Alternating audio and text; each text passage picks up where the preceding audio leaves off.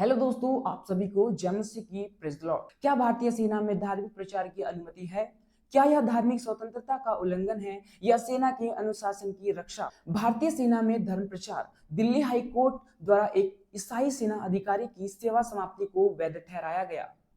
Case का परिचय। याचिकाकर्ता मेजर केपी रॉबिन्सन। सेवा का क्षेत्र सेना चिकित्सा सेवा। धर्म ईसाई। आरोप अपने जूनियर सैनिकों को ईसाई धर्म अपनाने के लिए प्रेरित करना, बाइबल बांटना, धार्मिक सभाओं का आयोजन करना, सेना की ड्यूटी के दौरान प्रचार करना। कानून के द्वारा लगाई जाने वाली धाराएं।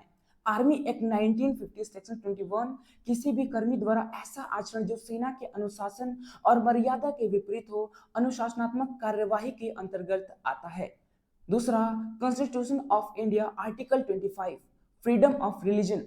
हालांकि यह अनुच्छेद नागरिकों को धर्म स्वतंत्रता देता है, परंतु यह रीजनेबल रिस्ट्रिक्शंस के अधीन है, खासकर सेना जैसे संवेदनशील स्थानों पर। तीसरा, Delhi high court judgement 2024। Court ने कहा, धार्मिक स्वतंत्रता का प्रयोग इस तरह से नहीं किया जा सकता जिससे सशस्त्र बलों के धार्मिक निरपेक्ष चरित्र, कमान, संरचना और अनुशासन को नुकसान पहुंचे। हाई कोर्ट के द्वारा दिए गए दलील।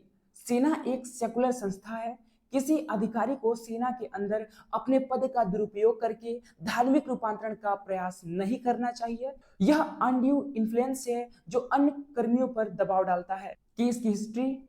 2022 से पहले मेजर रॉबिन्सन पर आरोप लगाने की शुरुआत हुई। 2022 के बाद कोर्ट ऑफ इंक्वायरी गठित की गई। उसके बाद 2023 में मेजर रॉबिन्सन की सेवा को समाप्त किया गया, उन्हें सस्पेंड कर दिया गया। 2024 में दिल्ली हाई कोर्ट में याचिका दायर की गई। 2024 मई में कोर्ट ने सेवा समाप्ति को सही ठहराया। जैसा कि आपने ये न्यूज़ देखा, और ये न्यूज़ आजकल सोशल मीडिया पे बहुत तेजी से चल रहा है, और इसके अकॉर्डिंग हम देख सकते हैं कि कैसे एक मेजर को जो आर्मी में एक बड़े पद पर हैं, उन्हें केवल इसलिए उनके पद से निकाल दिया गया क्योंकि उन्होंने आर्मी में होने वाले साप्ताहिक परेड, जिसमें सेना की हर टुकड़ी को सप्ताह में एक बार धार्मिक स्थलों पर परेड कराया जाता था। उनके साथ साथ मेजर केपी रॉबिन्सन भी थे। वे उन सभी के साथ परेड में शामिल तो होते थे, लेकिन धार्मिक स्थलों पर जाने के बाद वो वहां पर एंटर नहीं करते थे। और उन्होंने ये तर्क दिया कि जिस समुदाय से वे जुड़े हुए हैं, जो कि ईसाई समुदाय है, वो इसकी इजाजत नहीं देता। जिस पुस्तक को वो पढ़ते हैं, जिस पवित्र पुस्तक को वो पढ़ते हैं, बाइबल को पढ़ते हैं, उनमें उन्हें इसकी अनुमति नहीं मिलती है। इसलिए वो सेना के साथ परेड में शामिल तो होते थे, वो धार्मिक स्थलों पर जाया भी करते थे, लेकिन वह वहां पर एंटर नहीं करते थे। वो धार्मिक स्थलों के बाहर ही वेट करते थे। ये बात उनके लोगों को अच्छी नहीं लगी। जो उनसे ऊंचे पद पर कार्य कर रहे हैं, जो उनके नीचे पद पर कार्य कर रहे हैं, किसी को भी उनकी ये बात बिल्कुल अच्छी नहीं लगती है। ये बात लोगों के बीच में काफी लंबे समय तक चलता रहा। 2022 से पहले काफी बार ये सारी चीजें देखी गई, और सेना के अधिकारियों ने उन्हें समझाने की भी बहुत कोशिश की, लेकिन उन्होंने केवल यही बात कही कि उनका जो समुदाय है, जो जो वो सीख रहे हैं, जैसे वो सीखते हैं, वो इसकी इजाजत नहीं देता कि वो कहीं भी जाए। उन्होंने मेजर को हर प्रकार से समझाने की कोशिश की। उन्होंने ये बात तक कही कि सेना में धर्म जैसी कोई चीज नहीं होती है, और सेना के कमांडर्स को, सेना में जो भी शामिल है, उन्हें इन बातों पर विशेष ध्यान नहीं देना चाहिए। लेकिन मेजर अपनी बातों पर अड़े रहे और उन्होंने अपने अधिकारियों की नहीं मानी। 2022 तक तो ऐसा ही चलता रहा। उससे पहले काफी सारे लोगों ने बहुत सारी बातें करने की कोशिश की, लेकिन एट द एंड लोग परेशान हो गए क्योंकि मेजर उनकी बातें नहीं मान रहे थे। इन सभी बातों से परेशान होकर उन्होंने अपनी बटालियन में, अपने लोगों के बीच, अपने ऊंचे ऊंचे पद पर रहने वाले लोगों के बीच में ये बातें शेयर की। उन्होंने भी प्रयास किया, लेकिन वो सफल नहीं रहे। मेजर केपी रॉबिन्सन कौन है? मेजर केपी रॉबिन्सन भारतीय सेना की आर्मी मेडिकल कोर एएमसी में एक अधिकारी थे। वे ईसाई धर्म के अनुयायी थे और सेना में चिकित्सा अधिकारी के रूप में कार्यरत थे। उनकी ड्यूटी के अलावा वे व्यक्तिगत रूप से धार्मिक गतिविधियों में भी सक्रिय रहते थे। सेना में उनकी भूमिका और ओहदा। मेजर रॉबिन्सन का एक कमीशन ऑफिसर थे, और सेना में उनका कार्य मुख्यतः चिकित्सा सेवा प्रदान करना था। वे मेडिकल इंस्पेक्शन रूम में तैनात थे, और उनके अधीन कुछ सैनिक और जूनियर स्टाफ भी थे। एक सैन्य अधिकारी के रूप में उनसे अनुशासन, धर्मनिरपेक्षता और सीमित अधिकारों के तहत सेवा की अपेक्षा की जाती थी। केस की शुरुआत कैसे हुई और इसमें आने वाली शुरुआती परेशानियां क्या थी? कुछ जवानों और सहकर्मी अधिकारियों ने आरोप लगाया कि मेजर रॉबिन्सन बाइबल बांटते हैं, ईसाई धर्म की प्रचार करते हैं, गुप्त धार्मिक सभाएं आयोजित करते हैं, ड्यूटी के दौरान भी धर्म प्रचार करते हैं। केस की शुरुआत कैसे हुई और शुरुआती परेशानियां क्या थी? कुछ जवानों और सहकर्मी अधिकारियों ने यह आरोप लगाया कि मेजर रॉबिन्सन बाइबल बांटते हैं, ईसाई धर्म का प्रचार करते हैं, गुप्त धार्मिक सभाएं आयोजित करते हैं, ड्यूटी के दौरान भी धर्म प्रचार करते रहते हैं। इसके बाद आर्मी यूनिट ने एक कोर्ट ऑफ इंक्वायरी बैठाई। मेजर रॉबिन्सन को कारण बताओ नोटिस दिया गया, लेकिन उनकी सफाई संतोषजनक नहीं मानी गई। इन सभी बातों के बाद अब ये बात आती है कि उन पर जो आरोप लगे वो कैसे सिद्ध हुए और इसके लिए सेना ने क्या किया। मेजर रॉबिन्सन पर जो आरोप लगाए गए थे वो कैसे सिद्ध किए गए। जांच में कई जवानों और अधिकारियों की गवाही दर्ज की गई। उन्होंने यह स्पष्ट किया कि मेजर रॉबिन्सन ने उन्हें धर्म बदलने के लिए प्रभावित किया। बाइबल और ईसाई साहित्य वितरित किया गया। उन्हें कई बार प्रार्थना सभाओं में शामिल होने का निमंत्रण दिया गया। इसके बाद सेना ने इस आधार पर उन्हें अनुशासनहीनता का दोषी पाया और सेवा से बर्खास्त कर दिया। हाई कोर्ट में मामला कैसे गया? मेजर रॉबिन्सन ने अपनी बर्खास्तगी को दिल्ली हाई कोर्ट में चुनौती दी। उन्होंने राइट पिटीशन सर्विस फाइल की। Major KP Robinson union of India and ORS WPC 11327 2019 high court में मामला जाने के बाद मेजर रॉबिन्सन ने अपनी तरफ से कौन कौन सी दलीलें पेश की। उन्होंने कहा उन्हें धार्मिक स्वतंत्रता आर्टिकल 25 इंडिया कॉन्स्टिट्यूशन का अधिकार है। उन्होंने कोई जोर जबरदस्ती नहीं की, सिर्फ आत्मिक सेवा की भावना से काम किया। इन सभी बातों के बाद हाई कोर्ट में मामला जाने के बाद और सभी दलीलें सुनने के बाद कोर्ट का क्या फैसला रहा? कोर्ट का निर्णय और उसका आधार। न्यायमूर्ति चंद्रधारी सिंह की एकल पीठ ने सेना के पक्ष में फैसला सुनाया। कोर्ट ने कहा सेना में धर्मनिरपेक्षता और अनुशासन सर्वोपरि है। सेना के जवानों को धार्मिक रूप से प्रभावित करना सेवा नियमों के विरुद्ध है। मेजर रॉबिन्सन ने अपने पद का दुरुपयोग किया और अधीनस्थ सैनिकों पर धार्मिक प्रभाव डाले। अब बताती है कि इन सभी बातों के बाद उनके ऊपर कौन कौन सी धाराएं लगाई गई और उन धाराओं के लगाने का आधार क्या था। सेना अधिनियम 1950 की धारा 21। यह धारा किसी भी तरह की अनुशासनहीनता, आदेशों की अवहेलना और प्राधिकार के दुरुपयोग को दंडनीय बनाती है। भारतीय संविधान का अनुच्छेद 25 धार्मिक स्वतंत्रता को सीमित माना गया क्योंकि यह public order, morality and discipline के अधीन है और सेना जैसे बलों में यह विशेष रूप से लागू होता है। इन सभी बातों के बाद कोर्ट का निष्कर्ष, भारतीय सेना की ताकत उसकी वर्दी में एकता है, न कि धर्म में। जब एक अधिकारी वर्दी पहनता है तो उसे व्यक्तिगत विचारों से ऊपर उठ राष्ट्र और सेना के सिद्धांतों का पालन करना होता है। इस केस का उद्देश्य और महत्व, यह निर्णय दर्शाता है कि सेना जैसे संस्था में धार्मिक प्रचार की कोई जगह नहीं। इस फैसले ने यह स्पष्ट किया कि सेवा में अनुशासन, धार्मिक निरपेक्षता और संस्थागत अखंडता सर्वोपरि है। कोर्ट ने यह भी बताया कि धार्मिक स्वतंत्रता की सीमाएं होती हैं, विशेषकर उन संस्थाओं में जहां राष्ट्रीय सुरक्षा और अनुशासन महत्वपूर्ण है। जैसा कि आपने इस केस की सारी बातें सुन ली हैं और इस केस में क्या हुआ शुरू से लेकर अंत तक, कि कैसे मेजर ने अपने कामों को किया और उनके कामों को किस तरीके से लिया गया और उनका परिणाम क्या रहा। शुरुआत में उनका उद्देश्य ये नहीं था कि वो लोगों के धर्म को बदल दें। यहाँ पर जो भी आरोप लगाए गए कि बाइबल बांटे जाते हैं, उन्हें प्रार्थनाओं में बुलाया जाता है, उन्हें इनविटेशन दिया जाता है, तो क्या इन सभी बातों से यह जाहिर होता है कि मेजर ने अपने सैनिकों पर जो उनसे नीचे हैं उन पर दबाव डाला? क्या इन बातों से यह पता चलता है, क्या ये शो होता है कि उन्होंने किसी पर दबाव डाला है? उन्होंने तो केवल इतना किया कि वो अपने पद पर रहते हुए, अपने कार्य को करते हुए वो परेड में भी शामिल होते थे। वो जो साप्ताहिक परेड था, जो धार्मिक स्थलों पर जाया करते थे, वो जाते थे, लेकिन वो उन सभाओं में शामिल नहीं होते थे। जो भी रिचुअल्स होते थे, जो भी रिचुअल्स परफॉर्म करते थे, गुरुद्वारा हो, मंदिर हो या ऐसी कोई भी जगह हो, वहां पर जाने के बाद सेना जो भी करती थी वो केवल उसमें शामिल नहीं होते थे। बाकी परेड में वो पूरी तरीके से सहभागी थे। वो किसी भी काम के लिए मना नहीं करते थे, लेकिन फिर भी उन पर आरोप लगाए गए और उन्हें उनके पद से निकाल दिया गया। ये कहाँ तक सही है और ये कहाँ तक गलत है कि एक व्यक्ति जो बहुत मेहनत करके, बहुत परिश्रम करके एक पद को पाता है और उन पर झूठे आरोप लगाकर, छोटी बातों को बड़ा बनाकर, राई का पहाड़ बनाकर उसके सामने खड़ा कर दिया जाता है और सामने वाले को उसके इस छोटे से काम के लिए, जो कि गलत भी नहीं है, उसके लिए उन्हें एक बड़ी कीमत चुकानी पड़ती है। कोर्ट का फैसला और कोर्ट की दलीलें वो अपनी हद तक सही है। और जहां तक कोर्ट ने कहा कि एक सैनिक को धार्मिक रूप से, धार्मिक बंधन से आजाद होकर, एक अगर वो देश के लिए कार्य कर रहा है तो उसे सर्वोपरि सोचना होगा, और ये बात सही भी है।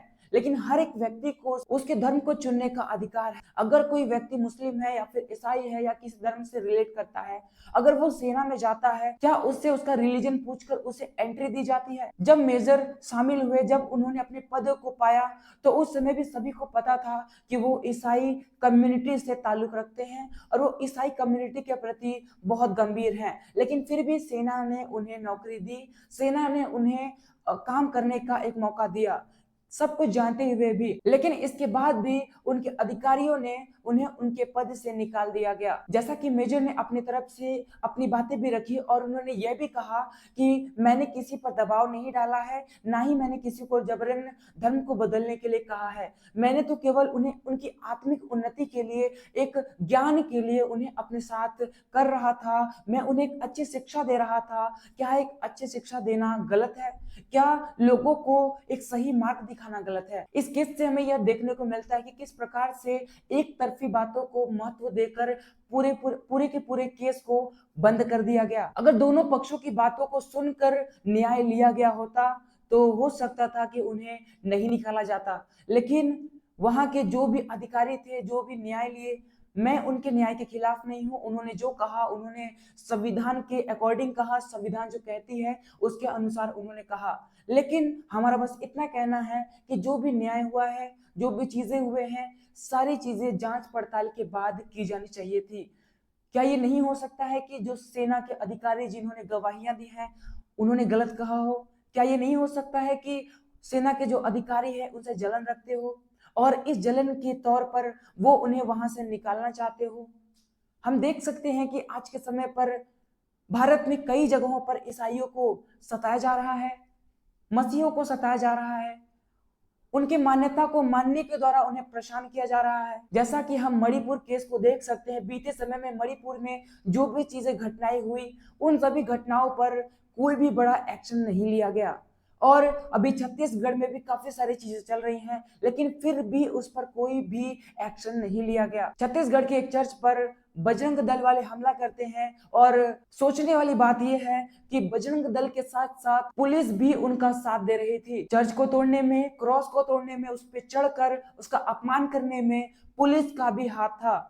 जिस सीढ़ी पर वो चढ़कर क्रॉस को तोड़ने के लिए गए, उस सीढ़ी को पुलिस ने भी सहारा दिया था। ये बात कहां तक सच है? जब ये कार्यवाही हुई तो यहाँ पर ये दलील आया कि चर्च के लोगों ने हनुमान मंदिर में घुसकर हनुमान की मूर्तियों को तोड़ा। लेकिन जब कुछ लोगों ने इस बात की तह तक जानने की कोशिश की तो उन्होंने पाया कि जिस मंदिर की बात वो लोग कर रहे थे कि ईसाइयों ने जाकर उस मंदिर में मूर्ति को तोड़ा है, सोचने वाली बात यह है कि वहां पर आज तक कोई मूर्ति स्थापित ही नहीं है। वो हनुमान मंदिर के नाम से फेमस तो है, लेकिन वहां पर मूर्तियां नहीं है। और इन बातों से हम साफ तौर पर देख सकते हैं, वहां पर मूर्तियां हो चाहे ना हो, ठीक है, वहां पर मूर्तियां थी, अब नहीं है। वो रही हो न या न रही हो, लेकिन क्या ये बात सही है कि बजरंग दल किसी भी पुख्ता सबूत के, बिना किसी कारण के वो हमला कर दे? क्या ये उनको अधिकार है कि वो कानून को हाथ में लेकर सजा दे? और पुलिस खुद इस घटना में शामिल है। इन सभी बातों से हम क्या देख सकते हैं कि मसीहियों को सताया जा रहा है, उन्हें परेशान किया जा रहा है। आज से बहुत साल पहले और बहुत पहले से चला आ रहा है, मुस्लिमों को सताया जा रहा है और ये अपने चरम पर भी पहुंच चुका है और ऐसा होता आ रहा है और उनको परेशान करने के लिए हर प्रकार की बातें की गई हैं। लेकिन इसके साथ साथ भारत में कई अल्पसंख्यक समाज हैं जो निशाने पर हैं। अभी तो मुस्लिमों का नंबर था, उसके बाद ईसाइयों को सताया जा रहा है, इसके साथ साथ गुरुद्वारे भी आएंगे, काफी सारी चीजें आएंगी, आ सकती है। और अगर ये बातें हो सकती हैं भविष्य में, तो हमें चाहिए कि इन सभी बातों को समय रहते सही कर दिया जाए। और अगर हम इन बातों को जो कि आर्मी में जो कि सारी चीजें हो रही हैं, जो मेजर थे वो एक बड़े पद पर कार्य कर रहे थे, उन्हें केवल एक छोटी सी गलती के कारण उन्हें निकाल दिया गया, तो ये बातें कहाँ तक सच है। और सोशल मीडिया पर अगर आप सर्च करेंगे तो काफी सारे वीडियोस आपको देखने को मिल जाएंगी। बहुत सारे लोग इस पर कमेंट कर रहे हैं, बहुत सारे लोग इस पर बातें कर रहे हैं, बहुत सारे लोग इस पर व्यूज पाना चाहते हैं और बहुत सारे लोगों की वीडियोस भी वायरल गई हैं। और इससे किसको क्या फायदा हो रहा है? यहाँ पर सोशल मीडिया पर वीडियोस बनाने पर बनाने वाले को फायदा हो रहा है। कोर्ट में जो भी फैसले हुए हैं, जो चीजें हुई हैं, हो सकता है इनमें सुधार की जरूरत हो, लेकिन कोर्ट में जो भी फैसला लिया गया है हम उसके विरोध में नहीं है, ना ही हम उसको चैलेंज करते हैं। और हम ये भी नहीं समझते हैं कि हम कोर्ट के फैसले को गलत कह सकें, लेकिन हम इतना जरूर कह सकते हैं कि हम चीजों को बहुत अच्छे तरीके से हैंडल कर सकते हैं। ये जो केस हुआ है, हम चाहते तो इसे बहुत अच्छे से कर सकते थे, लेकिन यहाँ पर केवल वन साइड देखा गया और वन साइड देखकर फैसला सुनाया गया है। यहाँ पे दोनों पक्षों की दलीलों को ध्यान में नहीं रखा गया है। मेजर ने कहा कि ये केवल आत्मिक विस्तृति के लिए है, ये केवल ज्ञान है जो लोगों के आत्मा को विस्तार करता है, ना कि वो किसी के धर्म को बदल रहे थे। और ये चीजें कोर्ट में पूरी तरीके से नजरअंदाज कर दी गई हैं। और नजरअंदाज करने का क्या उद्देश्य रहा होगा और ये चीजें नजरअंदाज की गई तो आखिर क्यों? अगर इस चीज को अगर धर्मनिरपेक्षता कहा जा रहा है, धर्मनिरपेक्षता लाया जा रहा है, तो क्या एक व्यक्ति को ये अधिकार नहीं है कि वो बातें कर सके? क्या किसी व्यक्ति को ये अधिकार नहीं कि वो अच्छी बातों को लोगों के बीच में रख सके? अगर वही कोई व्यक्ति गीता के श्लोकों को लोगों के बीच में रखता, अगर वही गीता के अच्छे श्लोकों को रखता लोगों के बीच में, तो क्या लोग उसे कोर्ट लेकर जाते? और गीता में ऐसे बहुत सारी बातें लिखी गई हैं, अच्छी बातें हैं, लोगों को सीखने के लिए है, लेकिन क्या ऐसी बातें करने पर उन्हें सजा मिलती? क्या उन्हें उसके पद से निकाल दिया जाता? ऐसा बिल्कुल भी नहीं होता। और ये केवल हमारे भारत में ही होता है। पहले जब अंग्रेज हमारे भारत पर आए और उन्होंने कब्जा किया, तो उन्होंने सबसे पहले धर्म के तौर पर लोगों को लड़ाया, उसके बाद उन्होंने कब्जा किया। और ये चीजें फिर से देखने को मिल रही है, इन चीजों में लगा हुआ है और लोगों को भड़का रहा है, लोगों को धार्मिक तौर से, जाति के तौर पे एक दूसरे से लड़वा रहा है। और ये चीजें लोगों की नजरों से छिपी नहीं है। अगर हर एक घटना, हर एक केस अगर पूरी तरीके से देख कर परख कर की जाए तो एक अच्छा रिजल्ट मिल सकता है। अगर हम दोनों पक्षों को सुनकर समझकर निर्णय लें तो हम एक धर्मनिरपेक्ष, एक न्यायपूर्ण कार्य कर सकते हैं। लेकिन अगर हम एक तरफी बातों को सुनकर केवल न्याय करते हैं तो ये बिल्कुल सही नहीं है। जैसा कि आप सभी देख सकते हो, आर्मी एक्ट 1950 सेक्शन 21 के अकॉर्डिंग किसी भी कर्मी द्वारा ऐसा आचरण जो सेना के अनुशासन और मर्यादा के विपरीत हो, अनुशासनात्मक कार्यवाही के अंतर्गत आता है। यहाँ पर साफ साफ हमें यह बताया गया है कि ऐसा आचरण जो एक विरोध पैदा करता है, एक अलग भावना को जगाता है, ये चीज सेना में नहीं होनी चाहिए। तो क्या ये चीज मेजर के द्वारा करी गई? क्या उनका आचरण ऐसा था कि वो लोगों के बीच में विरोध पैदा कर रहे थे, वो लोगों को भड़का रहे थे? क्या ऐसा कुछ सबूत मिला है या हमने ऐसा कुछ देखा है? हम वहां पे नहीं थे और हमें नहीं पता कि वहां क्या चल रहा है, लेकिन हम एक देख सकते हैं कि हमारा जो संविधान है, जो चीजें लिखी गई हैं, जो धाराएं बनाई गई हैं, आर्मी एक्ट 1950 और सेक्शन 21 के अकॉर्डिंग बताता है कि हमारा जो इंटरनल माइंड है, जो आचरण है, जो स्वभाव है, उसमें अगर नकारात्मकता दिखती है तो वो इस धारा को तोड़ती है। लेकिन क्या ऐसा हुआ? मेजर ने साफ तौर पर उन्होंने कन्विंस किया कि उनका उद्देश्य नहीं था। उनके ऐसा कहने के बावजूद भी लोगों ने उन्हें क्यों उन्हें उनके पद से निकाला गया, क्यों उन्हें निकाला गया, जबकि उन्होंने डिक्लेयर किया। क्या ऐसा कोई वीडियो, क्या ऐसा कोई चीज, हम केवल लोगों की गवाही पर, क्या गवाही झूठी नहीं हो सकती, क्या चीजें नहीं हो सकती? मैं फिर से कहना चाहता हूं कि ना मैं कोर्ट के फैसले के विरोध में जा रहा हूं, ना ही मैं किसी के विरोध में कह रहा हूं, मैं केवल फैक्ट कह रहा हूं जो हो सकती हैं।